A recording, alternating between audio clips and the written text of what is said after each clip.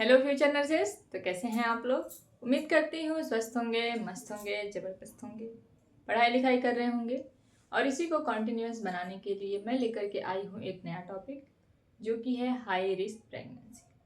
So today we will discuss about high risk pregnancy, causes, risk factor and different types of complications which induce during pregnancy. So let's begin.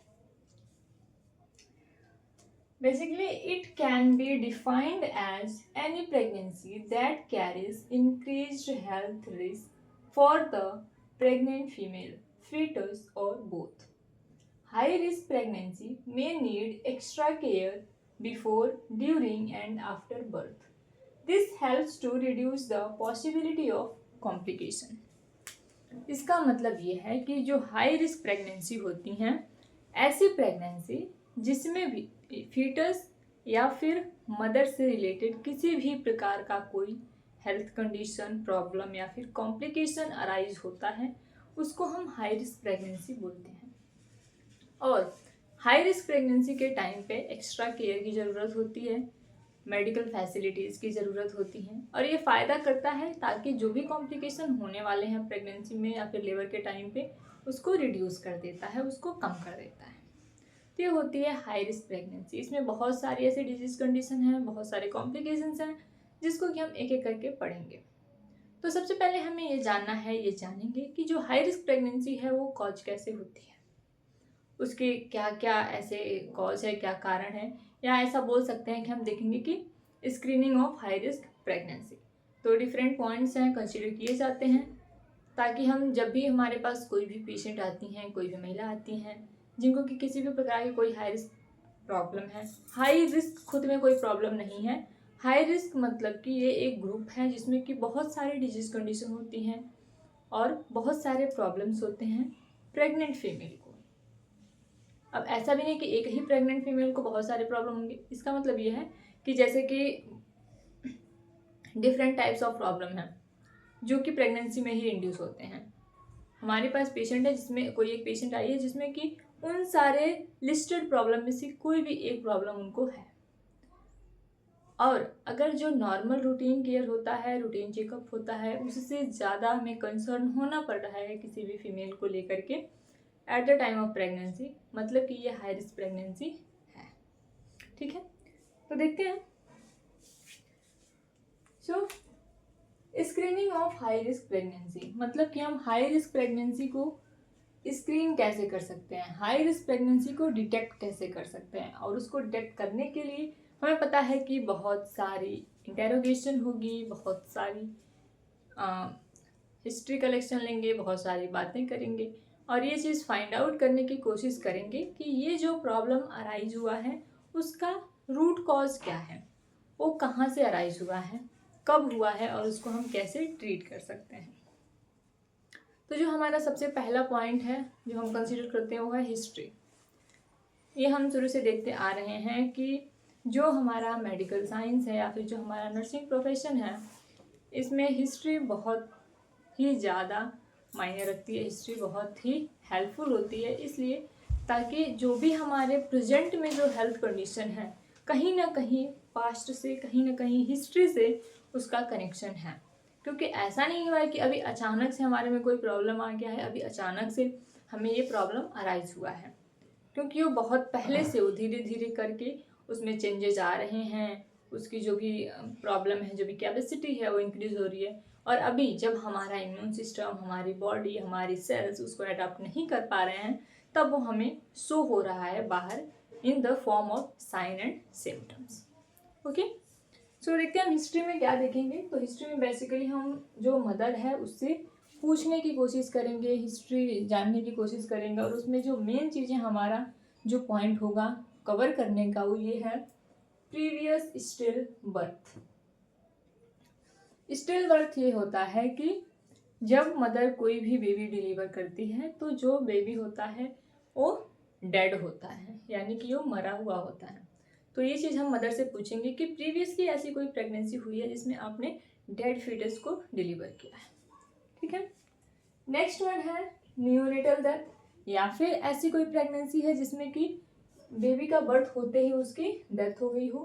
Abortion हुआ हो, previously किसी भी प्रकार का किसी भी वजह से कोई अबॉर्शन हुआ हो तो previous preterm labour IUGR। Preterm labour का मतलब यह है कि प्रीवियसली जो प्रेगनेंसी थी वो 37 वीक ऑब्जर्वेशन से पहले उनको लेबर पेन हुआ है या फिर बेबी डिलीवर हुआ है। नेक्स्ट है IUGR, intra uterine growth retardation. Previously किसी भी कोई जब भी मदर ने बर्थ दिया है उसमें IUGR का कोई भी रोल रहा हो या फिर IUGR की हिस्ट्री रही हो। LSAL lower caesarean segment section, कोई भी सिजेरियन सेक्शन हुआ हो अगर प्रीवियसली। PPH और PIH। PPH का मतलब ये होता है पोस्टमार्टम हेमरेज और PIH का मतलब होता है प्रेगनेंसी इंड्यूस्ड हाइपरटेंशन। तो ये सारी चीज़ें हम हिस्ट्री कलेक्शन में मदर से पूछेंगे, हिस्ट्री के बारे में जानेंगे, क्योंकि अगर इनमें से कोई भी पॉइंट मदर ने प्रीवियसली अपने प्रेगनेंसी में ऑब्जर्व किया है या फिर ये कॉम्प्लिकेशंस आए हैं तो चांसेस हैं कि अभी प्रेजेंट प्रेगनेंसी में उनको कॉम्प्लिकेशन अराइज हो सकते हैं। नेक्स्ट हमारा आता है मेडिकल डिसऑर्डर बिफोर प्रेगनेंसी। मतलब कि ये वाली जो प्रेगनेंसी है इससे पहले किसी भी प्रकार का कोई मेडिकल डिसऑर्डर हुआ हो तो, और वो मेडिकल डिसऑर्डर कौन कौन से हम कंसीडर करेंगे वो हम एक एक करके देख लेंगे। तो इसमें सबसे पहला है हाइपोटेंशन। मदर को अगर हाइपरटेंशन हो कंसीव से पहले, उसका जब कंसीव हुआ है उससे पहले ये सारे हम देखेंगे। अगर उसका हाइपरटेंशन रहा हो, डायबिटीज मेलाइटस हुआ हो, हार्ट डिजीज रहा हो, blood disorder, tuberculosis, liver disorder, psychiatric disorder या फिर इलनेस और जेनेटिक डिसऑर्डर, तो उनका हम इनसे ये चीज़ें पूछेंगे, ये चीज़ें जानने की कोशिश करेंगे कि जब उन्होंने कंसीव किया था उससे पहले उनको इनमें से कोई भी प्रॉब्लम थी या नहीं। तो ये चीज़ें हम जान लेंगे। अगर इनमें से कोई प्रॉब्लम थी, जैसे कि अगर हाइपरटेंशन उनको प्रीवियसली रहा है तो चांसेस हैं कि प्रेगनेंसी में उनको हाइपरटेंशन हो सकता है। डायबिटीज मेलाइटस रहा हो, फिर भी ऐसा हो सकता है कि जो फीटस हो उसमें कॉम्प्लिकेशन आने के चांसेस हैं। तो इसलिए ये सारी जो डिजीज कंडीशन है, मेडिकल हिस्ट्री है, तो ये हमें लेना कंपलसरी होता है। इसके अलावा high risk approach. High risk approach का मतलब ये है कि इनमें से ऐसे कोई भी चीज़ है जो कि अभी है मदर को या फिर वो फुलफिल कर रही है अभी की क्राइटेरिया, तो हाई रिस्क प्रेगनेंसी में हम कंसीडर करते हैं या फिर वो हाई रिस्क प्रेगनेंसी होती है। तो सबसे पहला ये है एल्डरली प्राइमी। एल्डरली प्राइमी का मतलब ये होता है कि ऐसी मदर जो प्रेग्नेंट तो फर्स्ट टाइम हुई है लेकिन जो उनका एज ग्रुप है वो 30 ईयर्स से ज़्यादा है, इसको हम बोलते हैं एल्डरली प्रेगनेंसी या फिर एल्डरली प्राइमी। एल्डरली प्रेगनेंसी हम तब बोलते हैं जब प्रेजेंट वाली प्रेगनेंसी 30 ईयर से ज़्यादा एज में कंसीव हुई हो, और एल्डरली प्राइमी तब बोलते हैं कि वो प्रेग्नेंट ही फर्स्ट टाइम हुई हैं और जो एज ग्रुप है वो 30 साल से ज़्यादा है। मतलब 30 साल से ज़्यादा की उम्र में अगर वो प्रेग्नेंट हुई हैं तो प्रेगनेंसी में बहुत सारी डिजीज कंडीशन, बहुत सारी प्रॉब्लम आ सकती हैं। नेक्स्ट है थ्रीटेंड अबॉर्शन एंड APH। थ्रीटेंड अबॉर्शन का मतलब ये होता है कि 20 वीक ऑफ जेस्टेशन पे अगर किसी भी प्रकार का वजाइनल ब्लीडिंग हुआ है, अबॉर्शन हो गया है, बट जो इंटरनल ऑस है वो भी क्लोज्ड है, उसको हम थ्रीटेंड अबॉर्शन बोलते हैं। APH का मतलब ये होता है एंटीपार्टम हेमरेज। मतलब कि ड्यूरिंग प्रेगनेंसी किसी भी प्रकार की अगर वजाइनल ब्लीडिंग हो रही है तो उनको APH बोलता है। नेक्स्ट है माल प्रेजेंटेशन। अभी जो मदर प्रेग्नेंट है और अभी जो फीटस है उसका जो प्रेजेंटेशन है वो माल प्रेजेंटेशन है, क्योंकि हमें पता है नॉर्मल प्रेजेंटेशन क्या होता है, हमने पढ़ा था लेबर में, वर्टेक्स या फिर सिफालिक। तो उसके अलावा अगर कोई प्रेजेंटेशन है तो वो माल प्रेजेंटेशन होता है, जो कि कंसीडर करते हैं हम हाई रिस्क प्रेगनेंसी में। नेक्स्ट वन एक्लेम्सिया और pre eclampsia. Eclampsia pre eclampsia generally pregnancy induced hypertension में देखने को मिलता है। एक्लेम्सिया और प्री एक्लेम्सिया। प्री एक्लेम्सिया का मतलब ये होता है उस टाइम पे जो मदर का ब्लड प्रेशर है, BP है, उसमें क्या होता है कि सिस्टोलिक जो ब्लड प्रेशर है उसमें 30 mm ऑफ Hg की इंक्रीज हो जाता है, और जो डायस्टोलिक प्रेशर है उसमें क्या हो जाता है 50 mm ऑफ Hg बढ़ जाता है। जैसे कि अगर हम नॉर्मल ब्लड प्रेशर देखें 120/80 mm ऑफ Hg होता है। प्रेगनेंसी इंड्यूस्ड हाइपरटेंशन में अगर इसमें 30 की वृद्धि हो गई और इसमें 15 की। वैसे तो अगर क्राइटेरिया देखो तो लिखा रहता है कि 140 to 90, अगर इतना या फिर इससे ज़्यादा बीपी हो रहा है तो उसको हम प्रेगनेंसी इंड्यूस्ड हाइपरटेंशन बोलते हैं। लेकिन इसको सबसे बेस्ट तरीके से हम ये बोल सकते हैं कि इसमें 30 प्लस हो जाता है और इसमें 15 इसलिए कहते हैं क्योंकि हमें नहीं पता है। कई ऐसी मदर होती हैं जिनका जो नॉर्मल ब्लड प्रेशर होता है तो नॉर्मल ब्लड प्रेशर ही 110 होता है बाई 70। कितने ऐसे मदर होते हैं जिनका 130 बाई 80 या फिर 90 यही नॉर्मल ब्लड प्रेशर होता है। तो अगर हम 140 बोल देंगे तो ऐसे बुकिस में तो ऐसे ठीक है कि हाँ चलो ये प्रेगनेंसी इंड्यूस्ड हाइपरटेंशन हो गया, बट करेक्टिवली अगर हम देखें तो हम ये बोल सकते हैं कि जो सिस्टोलिक ब्लड प्रेशर है उसमें 30 mm of Hg की वृद्धि हो रही है और जो डायस्टोलिक है उसमें 15 mm of Hg की वृद्धि हो रही है। अब जो प्रेगनेंसी इंड्यूस्ड हाइपरटेंशन है उसमें दो फेज ऐसे आते हैं कि अगर जो प्री एक्लम्सिया है तो प्री एक्लम्सिया में क्या होता है, ब्लड प्रेशर तो इंक्रीज होता ही होता है, इसके साथ उसमें एडिमा हो जाता है, मदर के बॉडी में एडिमा हो जाएगा, ठीक है, और प्रोटीन यूरिया बढ़ जाएगा, प्रोटीन यूरिया भी बढ़ जाता है।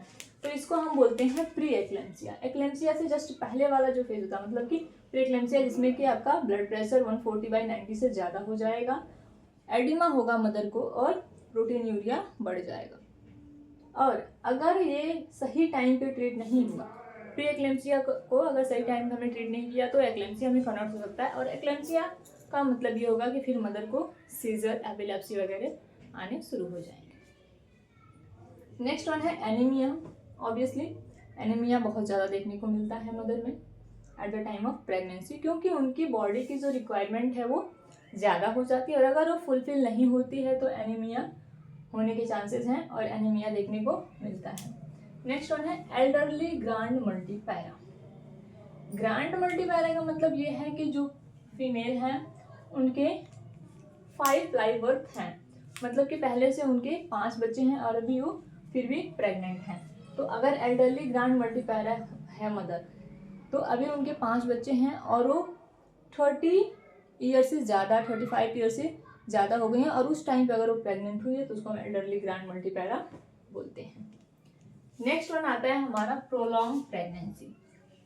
देखो 2 वर्ड है, इसमें कभी भी तुम कंफ्यूज नहीं होना, एक है प्रोलॉन्ग प्रेगनेंसी, एक है प्रोलॉन्ग लेबर। प्रोलॉन्ग प्रेगनेंसी का मतलब ये है कि जो 9 मंथ का ड्यूरेशन है टू 80 डेज का ड्यूरेशन है या फिर बोल सकते हैं 37 to 40 वीक का ड्यूरेशन है, मतलब कि ओवरऑल जो प्रेगनेंसी का ड्यूरेशन है उससे ज़्यादा अगर उसमें टाइम लगता है, हो सकता है कि 42-45 वीक में वो बेबी को डिलीवर कर रही है, तो इसको हम बोलते हैं प्रोलॉन्ग प्रेगनेंसी। और अगर हम प्रोलॉन्ग लेबर बोले तो प्रोलॉन्ग लेबर का मतलब ये है कि 18 आवर से ज़्यादा टाइम लग रहा है बेबी को डिलीवर होने, मतलब कि जो लेबर है ना, लेबर की जो ड्यूरेशन है वो लेबर की ड्यूरेशन इंक्रीज होती है, उसको हम प्रोलॉन्ग लेबर बोलते हैं। और अगर प्रेगनेंसी की जो ड्यूरेशन है वो इंक्रीज होगी तो उसको हम प्रोलॉन्ग प्रेगनेंसी बोलेंगे। तो ये सारे हाई रिस्क अप्रोचेज हैं जो कि हमें हाई रिस्क प्रेगनेंसी के बारे में बताते हैं और मदर को हम उसके थ्रू डिटेक्ट कर सकते हैं। नेक्स्ट वन आता है लेबर के टाइम पे क्या क्या होगा, कि लेबर के टाइम पे ऐसी कौन कौन सी सिचुएशन है जिसको कि हम हाई रिस्क प्रेगनेंसी में कंसीडर करते हैं। तो उसमें है PROM, pre mature rupture of membrane, मतलब कि जो मेम्ब्रेन है, जो वाटर बैग है वो बहुत जल्दी रप्चर हो गया है। नेक्स्ट है प्रोलॉन्ग लेबर, अभी हमने जो देखा कि जो लेबर की ड्यूरेशन है वो 18 आवर से ज़्यादा अगर हो जाती है तो उसको हम प्रोलॉन्ग लेबर बोलते हैं। नेक्स्ट है कॉर्ड प्रोलैप्स। कॉर्ड प्रोलैप्स का मतलब ये होता है कि फीटस के डिलीवर होने से पहले, या फीटस क्या होता है, इंटरनल ऑस में हमें प्लासेंटा देखने को मिलता है, मतलब कि फीटस से पहले प्लासेंटा डिलीवर होने वाला है या फिर होता है, उसको हम कॉर्ड प्रोलैप्स बोलते हैं। नेक्स्ट वन है प्लासेंटल रिटेन। इसका मतलब ये है कि प्लासेंटा डिलीवर तो हो गया है लेकिन उसके कुछ पार्ट्स क्या हैं, यूट्रस में रह गए हैं या फिर यूट्रस में रिटेन है, जिसके वजह से पोस्टपार्टम हैमरेज होता है, तो इसे को हम बोलते हैं प्लासेंटल रिटेन। नेक्स्ट वन है PPH, postpartum haemorrhage. Placental retain और PPH कहीं ना कहीं एक दूसरे से इंटर रिलेटेड हैं, कि अगर प्लासेंटा रिटेन होगा तो पीपीएच भी होगा। वैसे पीपीएच के और भी बहुत सारे केसेस हैं, बहुत सारे कॉज हैं, बट उनमें से एक प्लासेंटल रिटेन भी है। नेक्स्ट वन है प्यूपरल सेप्सिस। बेबी के डिलीवर होने के बाद से कोई भी इन्फेक्शन किसी भी प्रकार से, चाहे वो एपिजियोटमी की वजह से हो, इंस्ट्रूमेंट यूज़ करने की वजह से हो, चाहे अगर पर्सनल हाइजीन मेंटेन नहीं हो उसकी वजह से हो, बट अगर प्यूपरल स्टेज में बेबी के डिलीवर होने के बाद अगर किसी प्रकार का कोई इन्फेक्शन होता है तो उसको हम प्यूपरल सेप्सिस बोलते हैं। तो ये है हमारा हाई रिस्क प्रेगनेंसी। तो इसका मतलब ये नहीं कि कोई डिजीज कंडीशन है, इसका मतलब आज जो हमने देखा, आज की क्लास हमने ये जाना है कि हाई रिस्क प्रेगनेंसी होती क्या है और उसके कौन कौन से कॉजेज हैं, कौन कौन सी ऐसी कंडीशन है जिसको कि हम हाई रिस्क प्रेगनेंसी में कंसीडर करते हैं। तो आज के लिए बस इतना ही, क्योंकि अब हम जो क्लासेस पढ़ेंगे उसमें एक एक हाई रिस्क प्रेगनेंसी के बारे में डिटेल में पढ़ेंगे, ठीक है। तो आज हम देखा कि हाई रिस्क प्रेगनेंसी क्या है, उसको हम कैसे स्क्रीन करेंगे, क्या क्या उसके कॉजेज हैं, जिसमें कि हमने हिस्ट्री देखी है, प्रीवियसली हिस्ट्री कि अगर किसी प्रकार कोई स्टिल बर्थ हुआ हो, न्यूनेटल डेथ हुआ हो, अबॉर्शन हुआ हो। नेक्स्ट वन हमने देखा मेडिकल डिसऑर्डर बिफोर प्रेगनेंसी, मतलब कि फीमेल के प्रेग्नेंट होने से पहले अगर कोई मेडिकल हिस्ट्री रही हो, मेडिकल डिसऑर्डर रहा हो तो। नेक्स्ट वन था हमारा high risk approach. High risk approach का मतलब ये है कि प्रेगनेंसी के टाइम पे क्या क्या सिम्टम्स देखने को मिलते हैं, क्या क्या कंडीशन होती हैं जिसको हम हाई रिस्क प्रेगनेंसी बोलते हैं। नेक्स्ट वन है ड्यूरिंग लेबर, अगर लेबर के टाइम पे कोई भी हेल्थ कंडीशन या फिर लेबर के टाइम पे कोई भी डेविएशन आता है तो उसको हम हाई रिस्क लेबर या फिर हाई रिस्क प्रेगनेंसी बोलेंगे। तो आज के लिए बस इतना ही। All the very best, thank you once again. जो भी अगर ये क्लास देख रहे हैं, इस क्लास के बाद से हम एक एक करके हाई रिस्क प्रेगनेंसी पढ़ेंगे, जिसमें कि एक्टोपिक प्रेगनेंसी, पॉलीहाइड्रोमिनोस, ओलिगोहाइड्रोमिनोस, हाइड्रोडिफॉर्मोल, तो ये सारी चीज़ें जो कि हाई रिस्क प्रेगनेंसी में आती हैं वो सारी डिजीज कंडीशन हम 1 बाय 1 पढ़ेंगे, ठीक है। बाकी चैनल में बने रहें, पढ़ाई लिखाई करते रहें, ठीक है। Okay, bye.